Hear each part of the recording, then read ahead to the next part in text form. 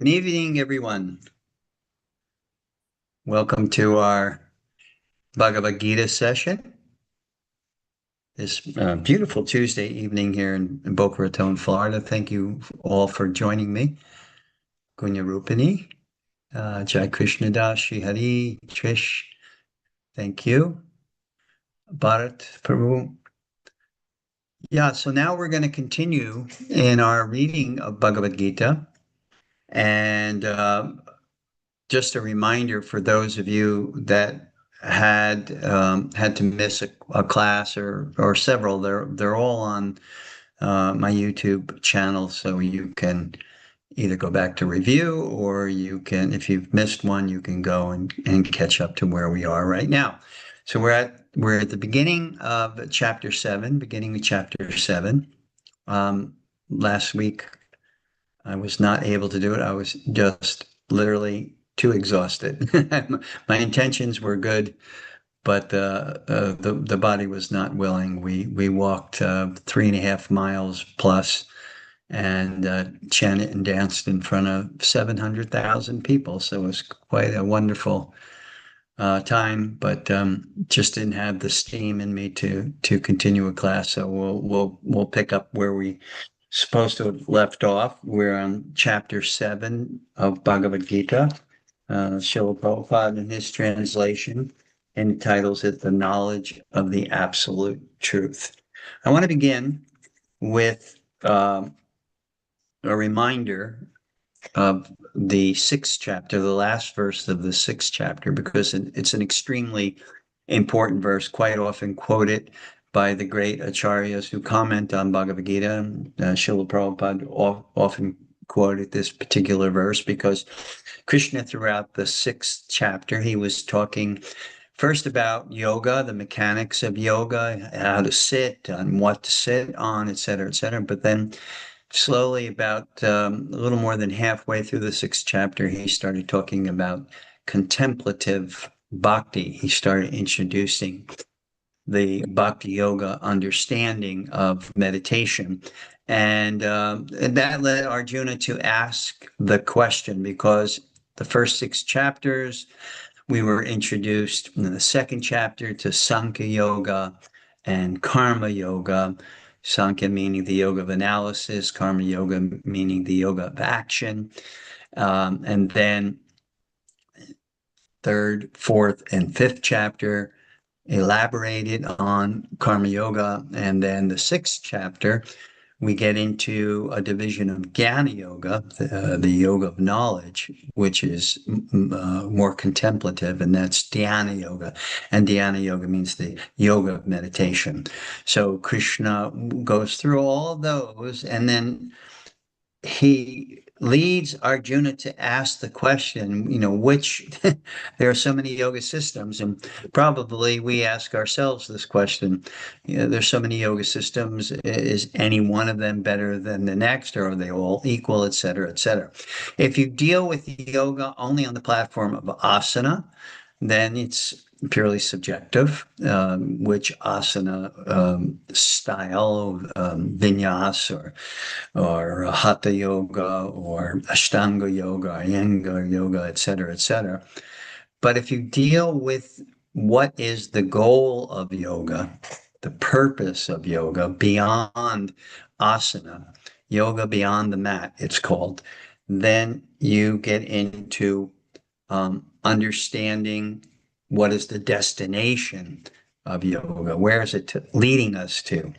So after Krishna has given Arjuna these various aspects of the yoga path, Arjuna asks this question: Is there any one yoga system which is the best yoga system? And the best can be described very simply as the most complete. All the yoga systems lead us to a ontological and philosophical destination goal. In other words, the purpose of existence and the ultimate goal, the ultimate truth of that particular system. They all lead us to an ultimate goal. And so of this, there's no doubt. If it's a bona fide yoga system, it will have a destination that you will be led to in your serious practice of that yoga system. But Arjuna says, is any one of them, the best? And Krishna answers that question very clearly and succinctly. And no matter how you try to interpret this verse, you cannot get away from what Krishna says. Yogi namapi sarvisham, of all the yoga systems, the madgate nantaratmana, that the one who abides in me thinks of me. Then Krishna is talking about himself. So one who abides in Krishna, which means whole life revolves around relationship. It's relational, relationship yoga. One who abides in me, thinks of me, renders loving service to me.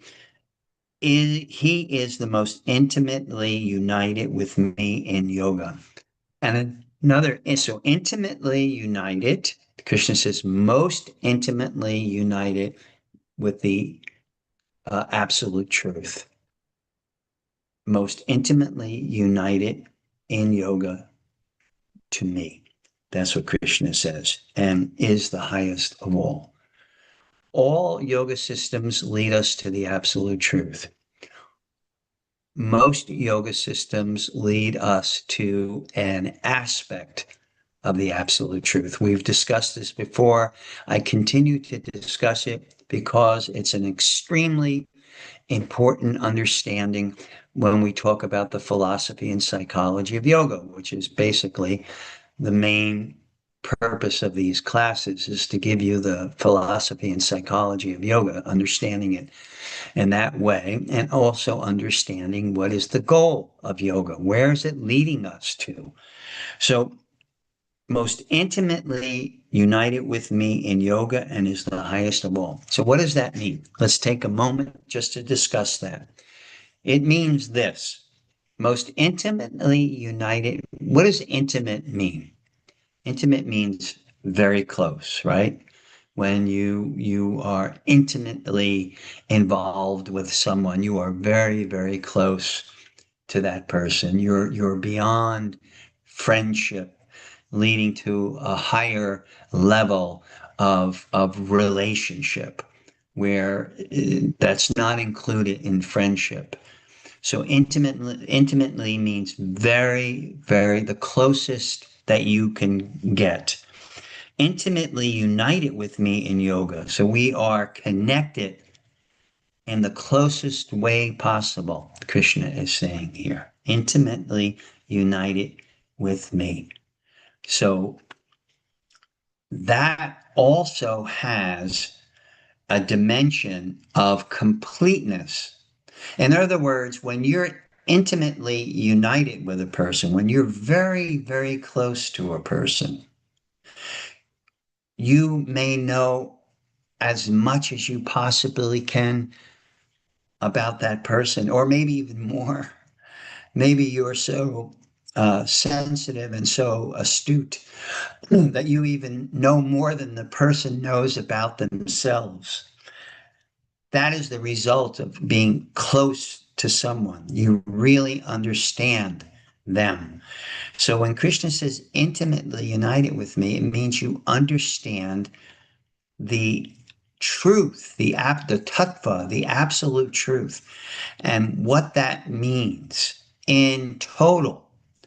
So the way Srila Prabhupada describes that is in other yoga systems like Jnana Yoga, Dhyana Yoga, and Sankhya Yoga, etc., we get an insight to an aspect of that absolute truth, not the complete absolute truth, but an aspect of it. For instance, Jnana Yoga, the yoga of knowledge, allows us an understanding and entrance into yoga of knowledge. In other words, that we can connect to an aspect of divinity through knowledge, but it's limited. because the only way that you can reach the point where Krishna is talking about herein, most intimately united with me in yoga, is through love, not through knowledge, not through meditation, not through action, but in love. Love has action. Love, there's an element of knowledge in love. But when we talk about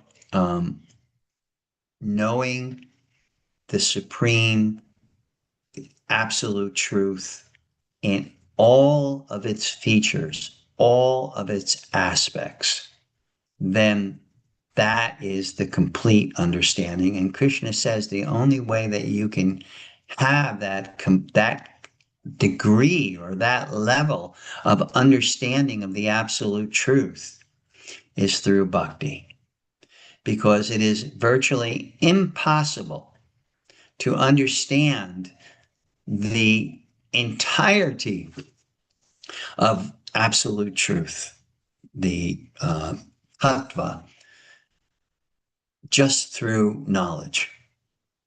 We have a limited capacity, especially when it comes to understanding the nature of the unlimited, inconceivable. What does inconceivable mean? You can't understand it with your mind. So many of the names which are given to Krishna, to the nature of the absolute truth, indicate its qualities. And one of the qualities of the absolute truth is it is unlimited. And in its unlimitedness, it's inconceivable. We can't understand it completely. But what Krishna says in terms of bhakti, why bhakti is considered the highest? Because you, through your efforts, do not understand that dimension of the reality, the absolute reality. It is given to you as a blessing. You are able to understand your eternal loving relationship and where that brings you at the end of your journey, where that brings you. You're able to understand it through revelation that is given to you. That's the meaning of mercy. It is something that is given to you, even you may not have the ability to understand it. It is given to you. You are blessed. Quite often people will say, have a blessed day, or I'm blessed. To be truly blessed means that you are able, by the blessing or the mercy or the grace of the Supreme, to understand your relationship, your loving relationship, and to enter into it. That's why Krishna says, abides in me. He uses the word abides, means enter into this relationship with me. And bhakti, bhakyamam abhijanati, yavanyaschashmi tattvataha. So abhijanati means bhakti lets you enter into that which is is unknowable. Abhijanati. You can't know it. But through bhakti and the grace or the mercy that you receive as a result of uniting intimately with the absolute truth in its Bhagavan feature, its personal feature, all three dimensions, all three aspects of that truth are understood through love. You are given an understanding of the dimension of knowledge of the absolute truth and the subsequent realization which comes from that, which is Brahman. And we'll discuss what is Brahman a little bit. Brahman means This seems like a good time. Uh, Brahman is that energy, that underlying source energy. What are the qualities? Krishna describes it in the fourth chapter: immortal, imperishable, eternal, and it is the constitutional position of happiness.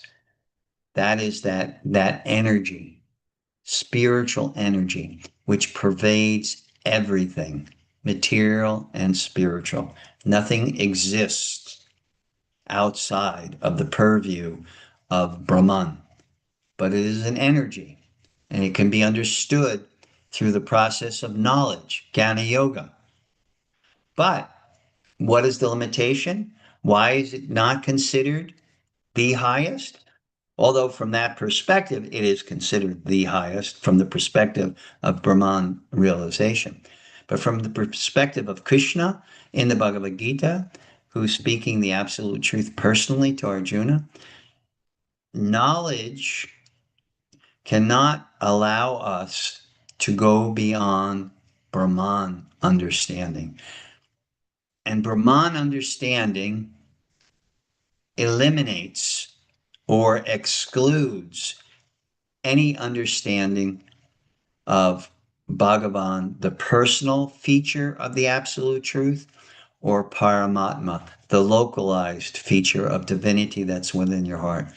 We can't understand what that is. In fact, according to Shankaracharya, who is one of the preceptors, the main preceptors of the philosophy of Brahman realization, Brahman understanding, there is no form.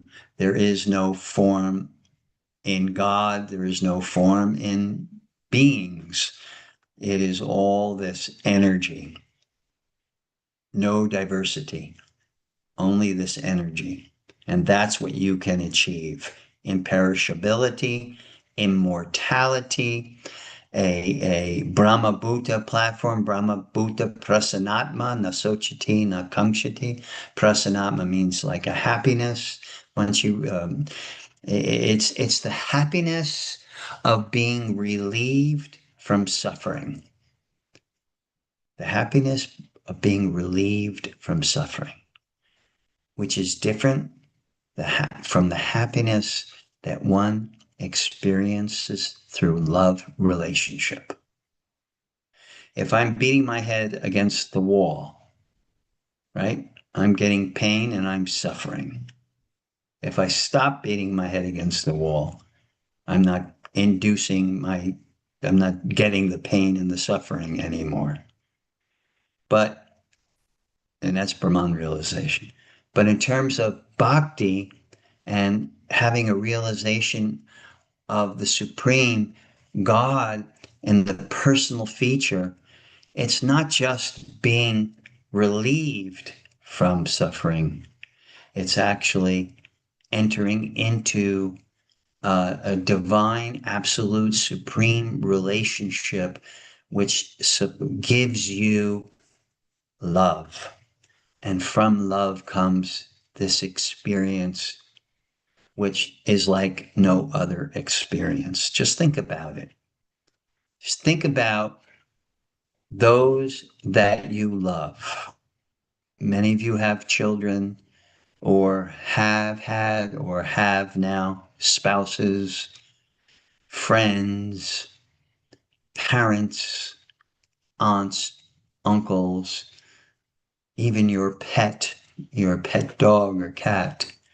You have a relationship with those various elements in your life, and it just gives you a pleasure that is beyond just not suffering. It's called the experience, the actual experience of love. And so Krishna says in the Bhagavad Gita, that's the highest thing, the highest experience that the jiva, the living entity, can have, is the love experience and the taste or the relationship that comes from that love.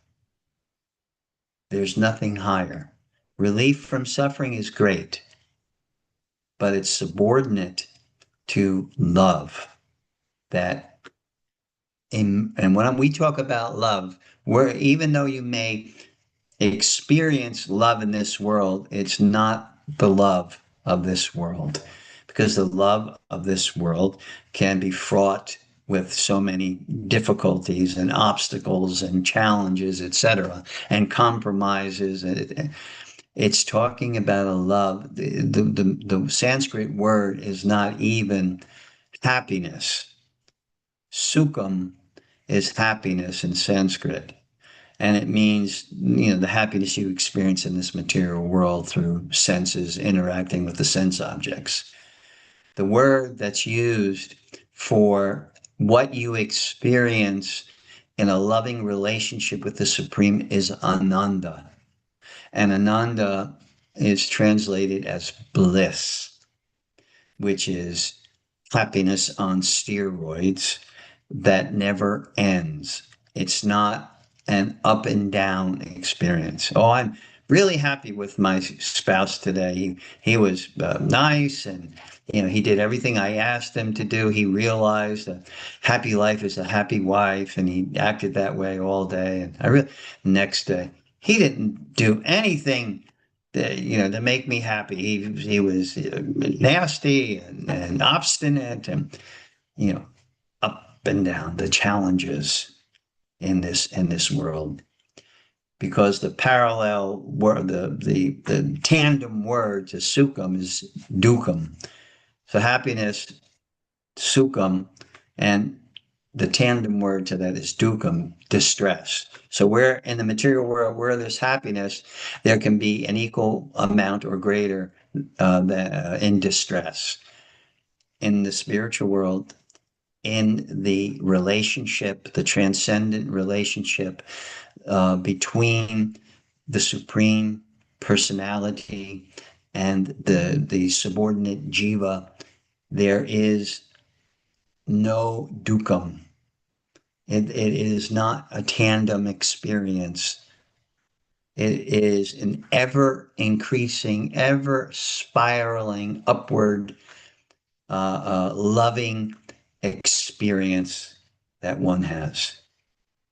So I'm getting into this because I want to show you that Krishna is not being random or whimsical when he makes this declaration that bhakti is the highest yoga system. He's explaining why. And there's more to it, more substance.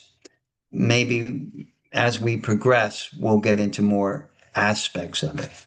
So I wanted to give you that little explanation of the last verse, which leads into seventh chapter, the knowledge of the absolute truth.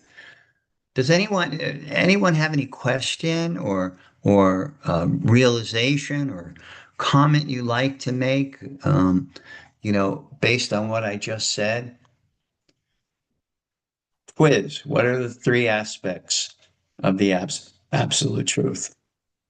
Who can give me the three aspects of the absolute truth that we just discussed? Anyone?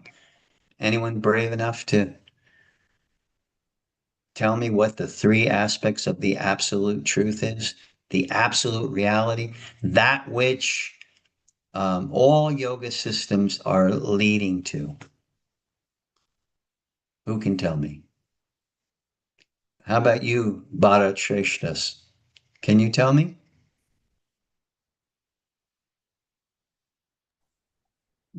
Probably not. Maybe little later. Okay. Just got home from work. I had a question like, how do you feel this love, the ananda? I How mean, do you what do feel you, it? yeah, I mean, what kind of a sadhana or what do you have to do to feel that love? Yeah, that's a very good question. Love is an experience. Love is not only an emotion, but it's the experience of affection. It's the natural experience of respect, commitment, all of these various aspects of love can be experienced. How that is what the bhakti sadhana is all about.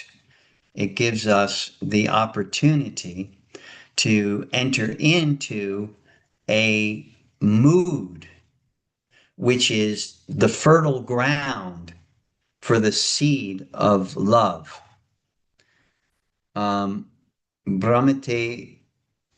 Brahmande Brahmate Bhagavanko, Guru Krishna Prasade Bhai Bhakti Lata Bij.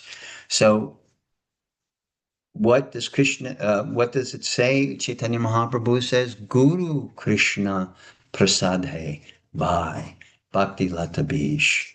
That means that seed of love for the Supreme is planted by your teacher. If you are fortunate enough to come in contact with someone who is qualified to teach you bhakti, then that teacher has the potency, the ability to plant the seed of devotion into your heart. And not only planting the seed, because you can plant a seed. If you don't water that seed, if you don't take the weeds out, that seed will get consumed. So the seed is just the beginning. Then you have to water it. So the spiritual teacher, the mentor, the guru plants the seed because you're sincere, you're desirous of knowing what your relationship is with the Supreme, experiencing the strength of desire to experience this love exchange, this relationship. And so the teacher gives you the process which waters that seed of bhakti. And the process is fivefold. Rupa Goswami says there's 5 powerful limbs of bhakti yoga. First and foremost is chanting. Why do you think in bhakti, one of the quintessential, topmost performances of bhakti yoga is chanting? Either you're chanting meditation, as in japa, when you chant on the beads, the mantra that your teacher gives you, or the chanting that you do in kirtan. Very, very important aspects of the bhakti yoga sadhana or system that preliminarily purifies the heart. And when the heart becomes pure, then really that's when the seed of devotion really blossoms. When you have a seed and it's not getting enough fertilizer, you're not weeding it properly, maybe you haven't found the right amount of water to give it, etc. When all those things are in flux, then the seed may sprout slowly and may grow slowly. But when you're able to combine those elements, the proper amount of water, the proper, should it be acidic or alkalized? Should it be how much sun should it get or how little sun should it get? All of these various components to the perfect how you create the perfect environment so that seed of devotion, that seed of love grows. That is where the teacher comes in. The teacher helps you to cultivate that soil, your heart, so that seed of love and devotion can grow strong and become resistant. When you take care of a plant properly, and like right now, we've got 3 7-foot papaya trees in our front, and somehow or another, not due to our efforts, but it got enough water. It was weeded enough properly. It had enough light. It had the various elements that caused it to grow massively and strong and produces fruit. And that's what happens when the seed of devotion is planted, and then we cultivate it with chanting, kirtan, japa, with the proper association. The proper association is so important. Someone who knows the principles of bhakti practices, is incorporated, assimilated it into their life. That's so important, and is a living example of the sadhana or the practice of bhakti. To keep association that with that kind of person really is a very essential component in order to help that bhakti seed grow. Just like we said with a plant, you have to find out how much light, how much water. The soil can't be too loose, the soil can't be too tight, alkaline or acidic. Once you know and you're able to adjust all of these, then the plant can grow to its maximum. So, chanting, japa and kirtan, sadhana, sadhu, the association of person or people who are advanced in the principles of bhakti and are living examples. The third, swadhyaya, knowledge. You need knowledge. Knowledge cuts down the weeds of doubt.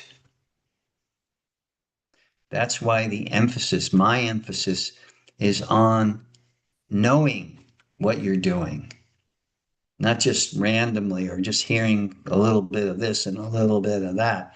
Really knowing what you're doing and why you're doing what you're doing. That's called swadhyaya. And that swadhyaya specifically mentioned in the Bhakti system study of Bhagavad Gita and the postgraduate study of the Srimad Bhagavatam. Those two, study those two sacred texts intently, and it will cut down any weeds of doubt that may choke out the seed from developing. So chanting, good association, study of sacred text, and now we get into environmental, um, going to places where they're considered holy places.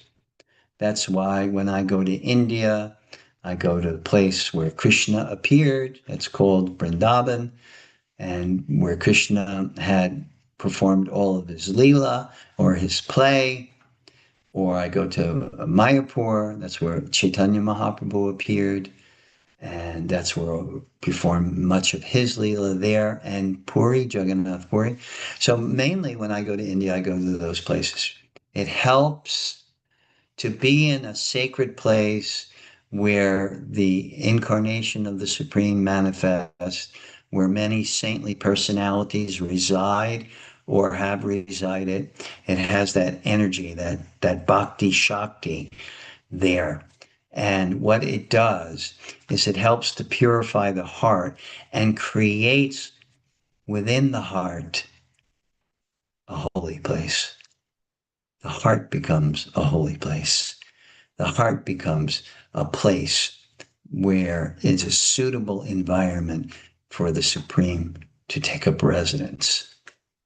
And then finally, within the Bhakti Yoga system, there are rituals like deities and serving the deities, because through that service, we are actually practicing for serving God.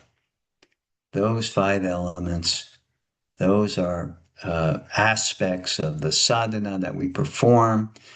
As we perform that through the ages, we get pure, purity will allow us to absorb our mind in thinking of the Supreme. And then the result of that is we begin to experience the love that you're asking about, Bharat. We begin to experience that love based on the purity that we experience through our practice. Good question. Thank you. Anybody else have anything else to ask or any realizations that have come from what's been said so far? If not, I will continue. So we are now on chapter 7, text 1. Text 1 reads, Sri Bhagavan Uvacha. Uvacha means is speaking. So Sri Bhagavan, the Supreme Personality of Godhead, Krishna, is speaking. Sri Bhagavan Uvacha. And then he says, Maya Sakta. What does Maya Sakta mean? Maya Sakta means fix the mind. Meditation means calming the mind and then in its calm state, fixing it on your object of meditation. So in bhakti, right now, this 7th chapter through the 12th chapter, mainly concerned with understanding bhakti yoga. So in bhakti, Krishna is saying, fix your mind on me, on Krishna, on the Supreme, and I am your object of meditation. So if you can do that, the Supreme Personality of Godhead says, Maya Sakta Manakparta Yogam Yunjan Madashraya Asamshayam Samagramam Yata Gyasyasi Touch Charinu. Touch Charinu means, Arjuna, just try to hear what I am saying. So it's not just Arjuna. Krishna is saying it to us. He's saying, try to hear. Put aside preconceived notions. Oh, God can't be a person or this or that. Put aside preconceived notions and just try to hear. Touch Srinu, Krishna is telling Arjuna. Just try to hear. And what should you hear? Hear, Arjuna, how by practicing yoga, now Krishna is referring to bhakti, in full consciousness of me. And the only way we can do in full consciousness of me is to have knowledge of Krishna, have knowledge of the Absolute in its Bhagavan feature. Like on Thursday is the celebration of Ram Nomi, which is the manifestation of the personality of Godhead in the form of Sri Ram, Sita Ram. So we're having a little kirtan at my house.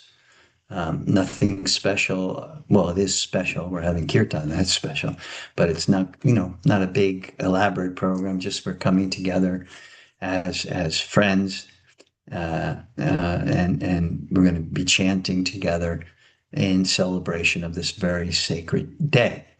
So that'll be 6:45 at my house. Little announcement there.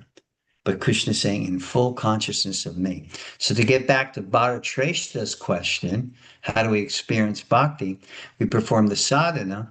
The more we perform sadhana, the chanting, the good association, the study, the going to holy places and hearing from sacred texts and hearing from holy people and hearing chanting, in this bhakti, this environment filled with bhakti shakti, all of these things have a purificatory effect on the heart, and eventually, the more we become pure, the more we begin to understand. So that means the more we become conscious of our relationship with the Supreme, with mind attached to me. Now, the mind is attached to so many things. Just take a moment right now, what is your mind attached to? That may not be the best thing for you. Could it be coffee, movies? What? What could it be? What is the mind attached to? And how much of a driving force the attachments of your mind actually are. If you can single out something very clearly that you're attached to and may not be the best thing for you, how much of a driving force that is in your life. So, what is Krishna saying here? The mind has an ability by thinking of something repeatedly. He makes a wonderful psychological analysis in the second chapter. Dhyayato vishayang pumsa sangat sanjayate kama krodha vijayate krodha bhagavati sammoha. So what Krishna is saying is that when the senses contemplate an object of the sense, then one becomes attached to what you're contemplating, what you're thinking about. What's the whole advertising industry about?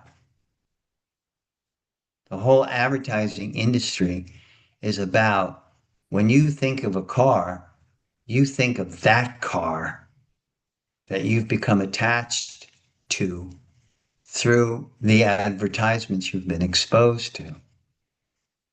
When you think of ice cream, it's that ice cream that you've been exposed to in advertisements. Breyers, Ben and Jerry's, Haagen-Dazs, et cetera, et cetera.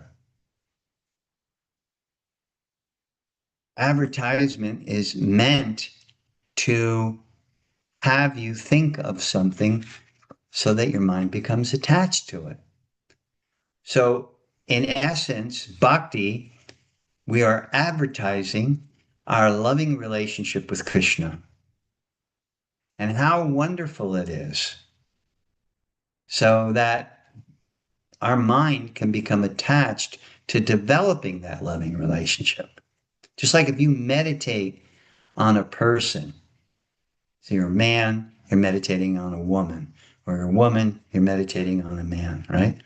The more you think of that person, and even you say, no, no, I really don't want to think of her anymore. I just, or you think as a woman, I don't want to think of that guy anymore. It's crazy. His face is coming into my mind. You actually become attached. They've even done studies when two people are in a room, say at a party in a room, and they start thinking of each other, or one starts intensely thinking of another person that may be in the room, that person is able to pick up on that thought process and either gets grossed out by it, runs away, or gets attracted to that person. So Krishna says, contemplating the objects of the senses. So Krishna says, all of these things, chanting, study, hanging out with the right people, going to the holy places, the bhakti shakti places, doing various rituals that remind us and instruct us how to serve the Supreme. That helps us for the mind to become attached, Krishna says. So, this verse is giving us the method to know Krishna, right? Krishna is saying, how you know me? Practicing yoga in full consciousness of me, that'll help you to know me. With mind, develop an attachment to me, your mind to me, that'll help you to know me. And you will, by my blessing, Krishna is saying, you will know me. Just like when you become really good friends with a person, how does that person really get to know you?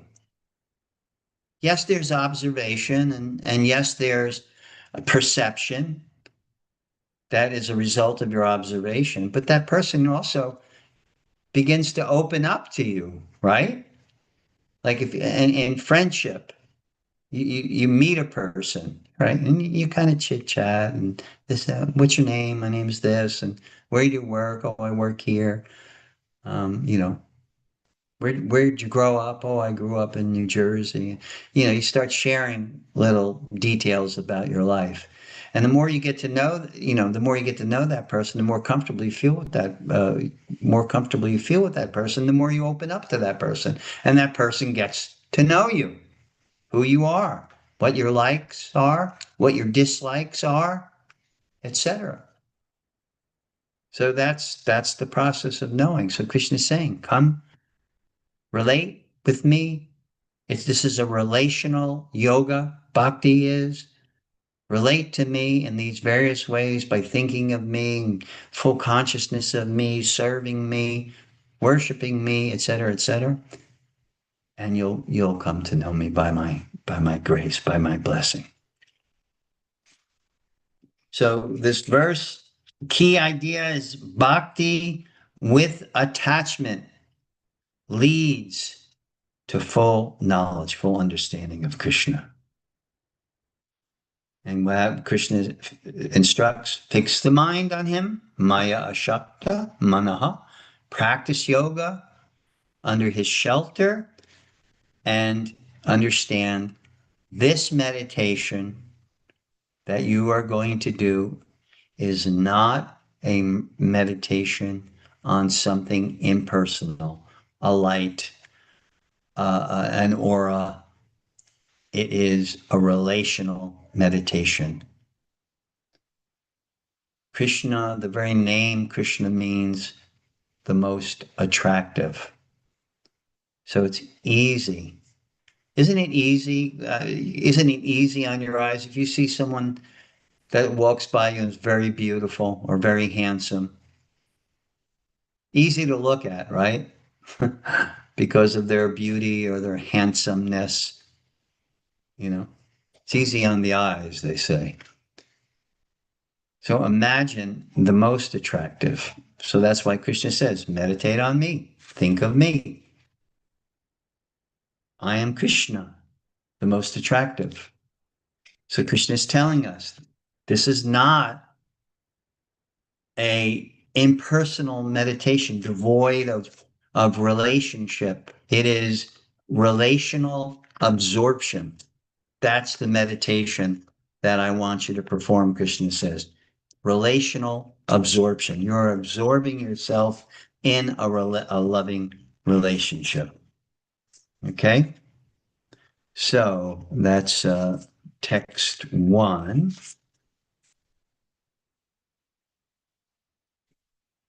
Yeah, another thing that Krishna is saying here is knowledge of the Supreme is not something that is purely or merely intellectual, but through devotion, bhakti, through attachment, and through surrender. Those three aspects, devotion, attachment, surrender, gain you entrance into relational absorption. How you are able to absorb yourself in a relationship with the Supreme. Text number 2 reads as follows. I shall now declare unto you in full this knowledge, both phenomenal and numinous. This being known, nothing further shall remain for you to know. And I'll read Prabhupada's commentary on this. Complete knowledge includes knowledge of the phenomenal world, the spirit behind it, and the source of both of them. So knowledge of this world, the spirit behind it and motivates it, and the source of it all. That's what Prabhupada is saying is knowledge. And that's why you'll see how this comes into play in the next verse. This is transcendental knowledge when those three components are there. So Krishna wants to explain the above mentioned system of knowledge because Arjuna is Krishna's confidential devotee and friend. And that is explained in the fourth chapter. Therefore, one should be intelligent enough to know the source of all knowledge, who is the cause of all causes and the only object for meditation in all types of yoga practice. When the cause of all causes becomes known, then everything knowable becomes known, and nothing remains unknown. So that's what Krishna is saying. When the cause behind everything is known, then you can know everything which is emanating from that cause. Very logical. So, and Krishna also emphasizes here there is a difference between jnana. If you have the book and you have the Sanskrit, jnana teham savijnanam. So Krishna is saying there's knowledge, but there's something that knowledge morphs into, which is even more powerful. It's a more powerful form of knowledge that's called vijnanam. That means realization. So Krishna is recommending have realization of this knowledge. When you know something and you put that into, you assimilate that, you include that into your life, and you're acting on that knowledge, then realizations come as a result. So that's the difference between jnanam and vijnanam. Vijnanam is the result of acting on knowledge.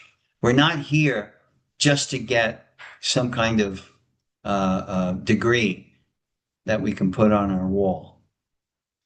This knowledge, which is coming from Krishna, is something that we can include within our life. If we include it within our life and we act in this way, whoops, where did I go? Seems to have frozen. Can you hear me? Okay, there it goes. Yes, I can. Um, okay, great.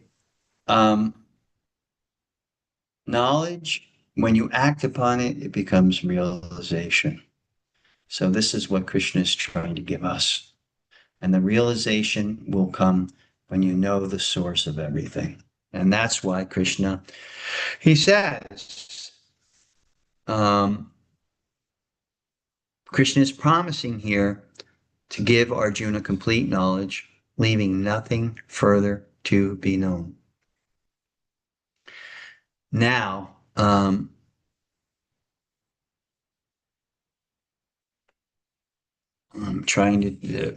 hesitating here because I'm want to know whether I should go on to, I'm just going to continue on to 3. 7:3. Out of many thousands among men, one may endeavor for perfection, and of those who have achieved perfection, hardly one knows me in truth. So, what is Krishna saying? There are thousands, millions, billions of people. Out of those billions of people, how many people actually traverse the path of self-realization? Just think about it. If there's 8 billion people on the planet, right? 1.4 billion in India, 1.3 billion in China, and the rest of the world. How many of those people, just based on who you know within your sphere of influence, within your sphere, how many of those people that you know, how many relatives, how many friends, how many work associates are on a path of self-realization? So Krishna is saying in this verse, out of billions of people, what does he say? One may endeavor for self-realization. One. And when we combine how many people are on a path of self-realization, what does Krishna say? And of those who have elevated themselves to a certain degree of realization, hardly one knows me in truth. And I'll add a adjective to truth, complete truth, one who knows me completely. And that's where we get off into understanding the three aspects of the absolute truth: Brahman, the energy; Paramatma, the localized divinity within your heart; and Bhagavan, the personality.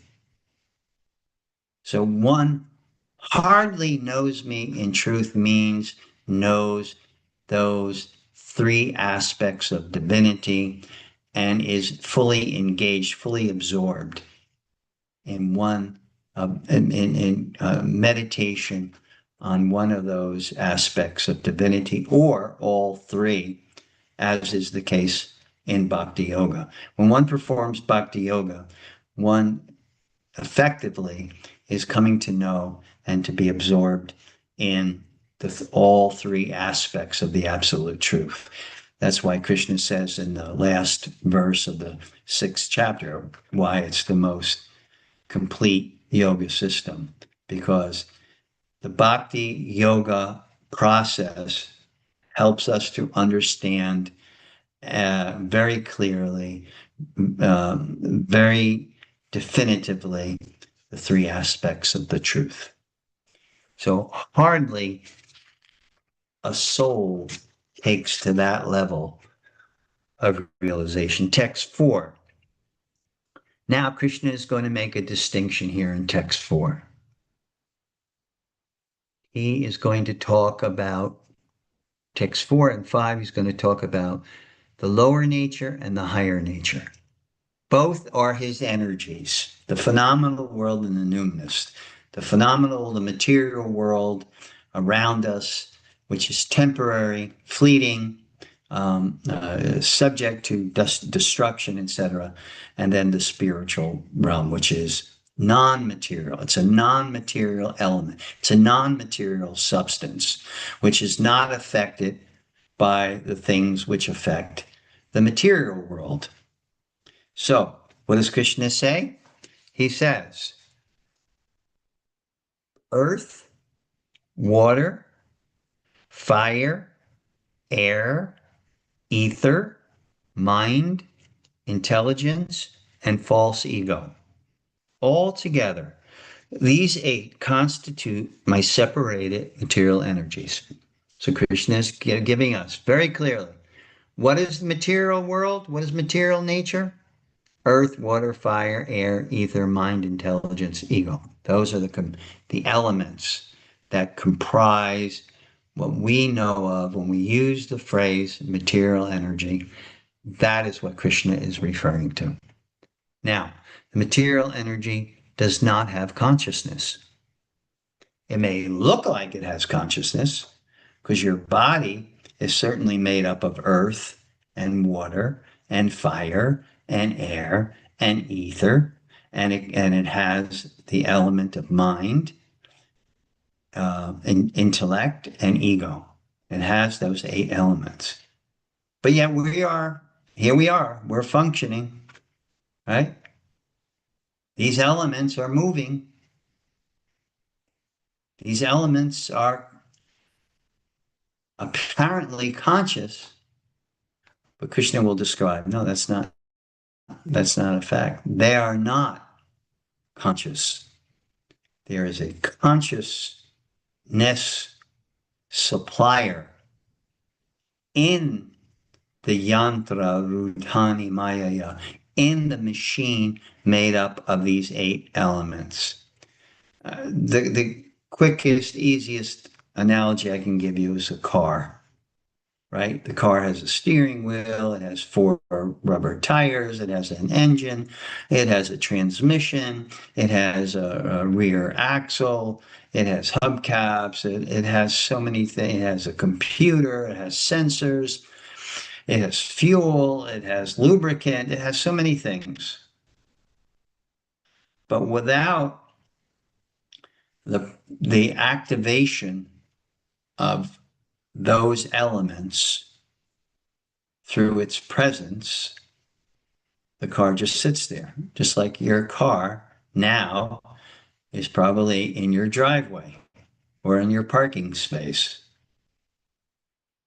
because you're not there. You're not activating it. The body is given life. Those elements are given life by the presence of the soul, and it's given death by the extraction of the soul. So Krishna wants to make that abundantly clear that there are two natures, the lower nature, which is the material energy, which is temporary, the gross elements like earth, water, fire, air, ether, and subtle elements like mind, intelligence, and ego. Mind and ego are also material. They're elements that are used in a particular way for a particular function of thought and identity. Consciousness is not part of the gross material elements. Krishna does not say, I am earth, water, fire, air, ether, mind, intelligence, ego, and consciousness. He doesn't say that. Consciousness comes from the soul, which is the next text. And we'll stop there. Besides these, O mighty armed Arjuna, there is another superior energy of mind, which comprises the living entities who are exploiting the resources of this material inferior nature. So Krishna says there is a non-material element within the material elements, and that non-material element is a power source. The power and the energy that it supplies is the consciousness, and that is the soul. So Krishna in these first 5 verses is giving us a distinction between Prakriti and Purush. I'm giving you the two Sanskrit words because you'll see that a lot in various yoga texts like the Yoga Sutras and Hatha Yoga Pradipika. Prakriti, material energy, material nature, earth, water, fire, air, ether, mind, intelligence, and ego, and Purush. Purush means non-material element. And it also refers to the supreme non-material element from which all material and non-material elements come from. So Purush can be used either for the soul or for the supreme soul, God. And I'll stop here. Thank you very much for your kind attention. And any takeaway points? Anyone want to give me, what you got from this or what you didn't get from this and what you would like to have clarified? Have me I explain it just further. I Okay, want to who's say something very sincerely that the way you explained my question, like a loving teacher, I really kind of felt in my heart a little bit, And that was thank you, amazing. Bud. Thank you, Bharat. Thank you very much for that. I appreciate your I appreciate your appreciation. Thank you. Thank you. Thank you. Um, Anyone else have anything to share with me and the rest? We're all eagerly sitting here waiting for the spark. Hare Krishna, We Guru. Hey, Premarnava, Hari Hari Bo. Good Yeah, to see you, so friend. yeah, I was thinking a couple things that Go ahead, shoot. we always try to keep our identity, trying to keep ourselves as long as we can, and we think that we can change the path of what's going on in the world, and we become like attached to like watching things, and like we got our preferences. I like this guy, I like this, I don't like. And but we Mhm. are also in the we get distracted by these things. So you touch in a point that um like care about our like shreyas and prayers, right, about our ultimate benefit. So Right. I appreciate that. Well, you see, you begin to get an insight into how we are being manipulated. People who are in the know that the more you hear something, the more you think about it. That's why, certain people in this world have an expertise to always be in your face, one way or another. Even if they get negative publicity, positive publicity, it doesn't matter. It's accomplishing the same thing. What is it accomplishing? You're thinking of him. That's an expertise. That's an awareness of how to manipulate minds. And people who know this simple fact, they spend all of their time being in your face so that they can burn their image into your consciousness. And that's how we're being manipulated by news, the right wing news, the left wing news, whatever. You know, friend of mine, he only listens to right wing news, and he criticizes me because sometimes I'll check out the left wing news. And I just say, I don't believe any of it. But the way you can get to the truth is by sifting through their lies. And then you kind of know somewhere in between of what they're saying, it lies the truth. So this is what we have to realize, folks. We're being manipulated, and the purpose of that manipulation is to have your consciousness absorbed in the bankrupt company that they're trying to tell you to invest in. They're telling you invest, invest, invest in your body, invest in your mind, make your body beautiful. Okay, you're getting old, but you can defeat that by getting Botox and blowing up your lips so you look like a blowfish, you know. And people do it. That's how effective it is. People spend hundreds of thousands of dollars and hours of time trying to make that which is going bankrupt soluble. It's not, folks. We just have to accept what it is and utilize it to the best of our ability for the best purpose and not invest in something that's going bankrupt. And that becomes our total investment. That's not going to end well, believe me. Trish, did you have something you wanted to share?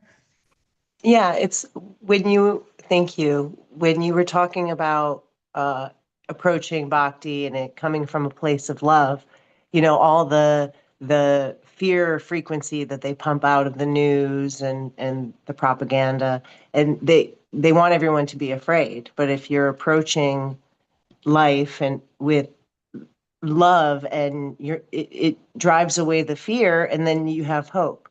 And the idea that that's what we're building, the faith part, and you can just let go of being afraid, and that's the hardest part. And that's what the bhakti does, is you can embrace the faith more easily, and know that, the Supreme is with you, and that you don't have to be afraid. And even if you get caught up in it, it's okay. You don't have to beat yourself up over it. You just have to dial it back and chant or pray and bring yourself back to that place each time. And you were even talking about it in the last class about hope and how important that is. And that we fill our banks, our spiritual banks. And, it's not like we spend it and it goes away. It's a bounty of never ending light. And, they can't take it away from us. And then there's no more fear. And that's why I love the idea of bhakti just as a guiding light. It's easy to rest in it. It's a beacon. Right. When we have the lighthouse, what was the value of a lighthouse? The ships had a beacon of light, and they knew, that beacon of light was there, and it was a focal point. And one thing that you said, which sparked another thought in me, you said we know something to this effect. We know who we are, and we're having faith, in our love relationship with God, and that's so true. And that is such an important component in helping us get over fear. But take it one step further. Know that that same supreme that's guiding you is in the heart of all living entities. And the saints that have had that realization, there is no fear because it's not up to you, or even we are being controlled positively by the Supreme, has influence. There's a story of a great saint. His name is Haridas Thakur.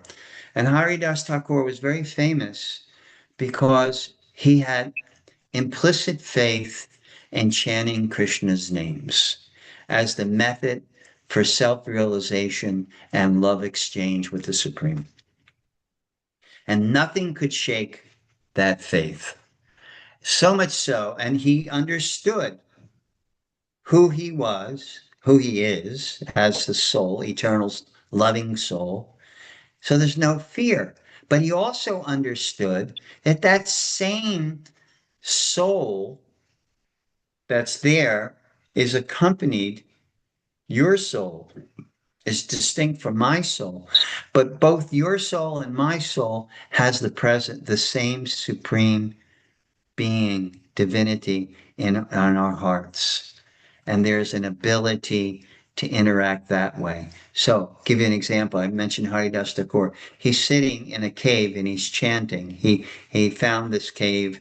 He went into this cave. It was very, very austere, renunciate, and he went into this cave to sit and do his chanting and to sleep. But it was the cave of a very large snake. So when he was sitting there chanting, the snake came, looked at Haridas. Haridas looked at him. Haridas did not see the snake. He saw the divinity within the snake, the Paramatma, the soul. And then there's communication on that level. So the snake just left.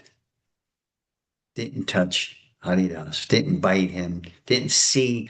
The snake was not fearful. It was oftentimes when an animal gets aggressive, what are they doing it out of?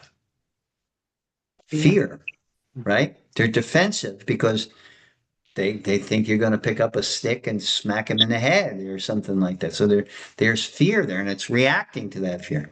But if there's no fear there, because super soul within their heart is saying, Krishna says in the 15th chapter of the Bhagavad Gita, Sarvasya chaham ridi sanivishto matak smritir gyanam aponam cha. Sarvasya, in all hearts, ridi is the heart. I am present in all hearts. And from me, in my presence as super soul, Paramatma, that divinity within your heart, within the heart of the snake, within the heart of the cockroach, within the heart of all living entities, that is the source of your knowledge, your remembrance, and your forgetfulness. So it has, or Supersoul has the ability to, even within an animal, say nothing to be afraid of, nothing to fear. And we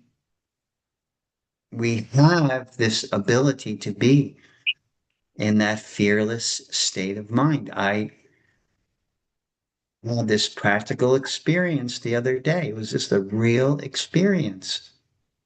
We were driving down Dixie Highway, and my wife, she's a very intuitive person. She says, you know what? It was night, dark. She says, I think you should slow down. I just got this feeling. So I said, okay. So I was maybe doing 55. I slowed down to 45.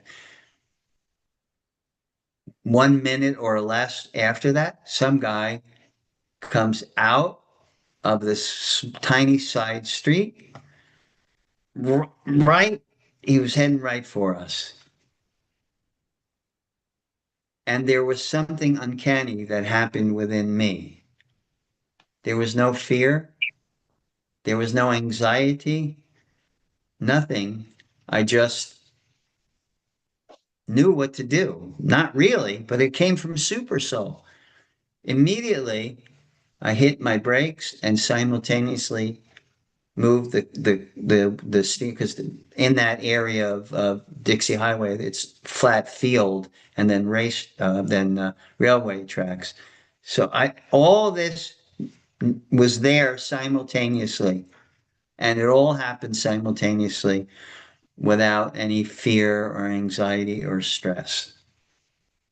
And that is practical demonstration of why we can be fearless, because this kind of occurrence has to be there at the point of death. And it can be there at the point of death. That was the realization I drove away with. I realized, wow, I had no fear. There was no fear, anxiety, stress, nothing. It was just business as usual. And then I was thinking, wow, if I can only maintain that at the time of death, that same kind of composure. Yeah, okay, I'm not able to breathe anymore, but it doesn't matter. It's just a malfunction of the machinery. The machinery is getting old and it's not functioning anymore. Has nothing to do with me. And this is what frees us from fear. It's we are so attached to thinking the thought is me, the breathing is me. We're so attached to that. So soon as that's challenged, we get nervous, we get an anxiety. We think, oh, I'm not going to breathe anymore. I'm going to die. No, you're not. Krishna says that in Bhagavad Gita, the soul, nainam chintanti shastrami, nainam dahati pavakaha. The soul does not burn, is not moistened by water, is not withered by the wind, is not cut by any sharp objects. The soul is indestructible. If we have that realization, there's no possibility of fear, because there may be a malfunction of the machinery. If you're in your car, right, and your fuel pump goes, what's going to happen? It's going to sputter. Your car's going to sputter, right? Because the fuel is not being pumped properly. So if you've ever had that experience, I've had it several times. I'm not a mechanic, but I'm speaking from experience of being in a car and the fuel pump going. It sputters. And you press on the gas and it goes a little bit and then sputters again. But you're still there. There's a malfunction of the fuel pump, sure. Or if the computer goes out, there's a malfunction of the computer, and that could have so many effects on your car. Yeah, but you're still there. So the realization that has to come from the Bhakti Yoga sadhana is not knowledge. Oh, I'm not the body, I'm the soul. The realization, the experience. So when that time comes, there's a malfunction of the machinery, but it's not you. And you are capable of going into pure conscious state, devoid of thought, of breath, of all the functions that you are so convinced is you. That is the point of yoga and meditation. So when the time comes where you are to move into pure conscious state, devoid of breathing function, heartbeat function, brain function, etc., those are all the workings of material elements, and you can exist, you will exist beyond that function. Then there's no fear. And what is when Patanjali says yogas chitta britti nirodha, that yoga means the calming of the mind? If you can calm your mind at that point, when the machinery's malfunctioning, you can enter into the state of pure consciousness. And the state of pure consciousness, what Krishna is saying is love relationship. The power of love, we say that. The power of love is so potent that you can move into a state of pure consciousness through the power, through the potency of love. Your love, your relationship with the Supreme is so powerful that it will move you into that pure conscious state, devoid of the mechanism of mind, the mechanism of lungs, the mechanism of the body. And then there's calmness and remembrance. Bye, Angelica. Hare Krishna. Thank you for coming. Angelica says goodbye to everybody. Thank you. So, Bye. so if anyone, I guess we should stop here. Unless you have a burning question. If you don't, then, or you can write it down. We'll pick up with that question next week. Thank you so much for your attention, your association, and please, you all have a happy, healthy, and holy week. And if you're in the area, come join us Thursday night at my house, and we'll take advantage of that very auspicious day of Ram Nomi, and we'll come together and we'll chant Ram, and we'll hear some Leela, some pastimes, and we'll help remember our loving relationship. Thank you so much. Krishna, how are you? Hare Krishna. Thank you, bro. Till next week. Thank you. Haribol. Hopefully see you on Thursday. Terrible.